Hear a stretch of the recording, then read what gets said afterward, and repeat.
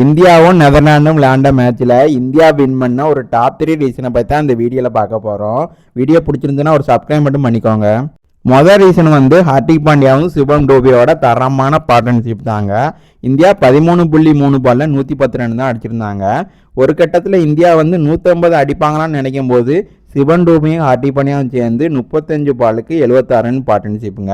ரெண்டு பேருமே தரமாக ஆடினாங்க. நம்ம சிவன் டூபே 66 ரன்னும் ஹார்திக் பாண்டியா 30 ரன் அடிச்சுட்டு அவுட் ஆகிட்டாங்க.